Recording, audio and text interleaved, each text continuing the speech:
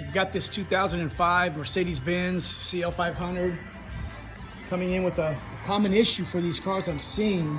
ABC malfunction, the rear suspension squatted, and there's a leak. And they're gonna leak from back here, a few different places. You've got 3 different hoses associated with this rear suspension, then your line's going to the front. But what we're gonna focus on is if I've got to replace one of them, the labor that's involved.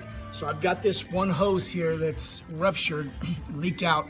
That excuse me, that hose goes to the valve block, back to this little sphere, little dampening valve. As you see, to do that, one, it's intertwined, and these other ones, brackets shared, all this stuff. So to do that one hose, I've got to touch all these hoses. 8 hours labor to drop that subframe, R&R. It's very generous. That's why I went Highline. I'm happy with that. I can live with that. I bought this part from this attachment piece from 911 Motorsports just for this job. I ain't got to fight it, drop it. Now you ain't got to drop this subframe out of here completely to do this job. But again, I ain't fighting it. Look at all this space I got now to knock this out. Not bad. So that's what we're gonna do. But when I do these jobs, and I sell it to the customer, I explain to them the labor.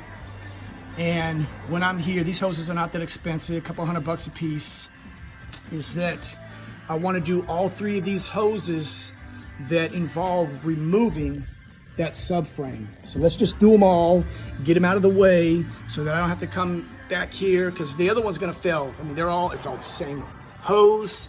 You got all the same sizes up in here. It's gonna fail. I see them fail at varying times. So I'm selling them all at the same time, and if they decline that, I have yet to have somebody decline and then come back and have to do it, another one,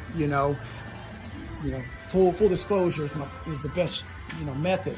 But anyway, I get these parts straight from the dealership. I ain't going to eBay, Amazon, used, aftermarket, straight from the dealership. I'm gonna do it right. That's the only way to go.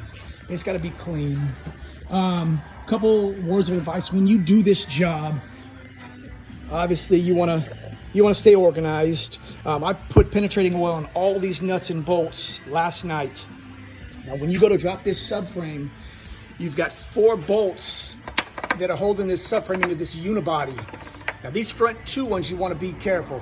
Break them loose by hand, remove them by hand.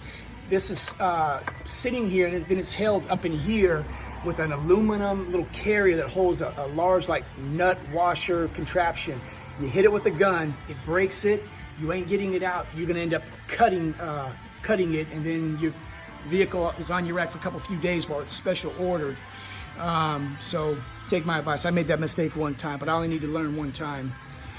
But there's four bolts, break them loose by hand. It's gonna drop right out of there. Take your calipers back, support them. Don't let them just hang. I like to tie these back as well. This is easily to catch on that subframe. As you lower it down, it'll tilt you to one side, and off that subframe goes, and you smash backing plates. I ain't Hercules. I can't do this by myself. So we're gonna stay as safe as we can and as little effort as possible to get this in and out of here, which is why I've got this tool here. But again, anyway, not a bad job, very generous job. You're gonna do just fine on that with all data's times. But again, keep your client's interest at always first priority, and it'll always work in your favor. And use good parts, you sell it right, and just keep it moving. So I hope that helps anyone who's got this job. Hope it helps.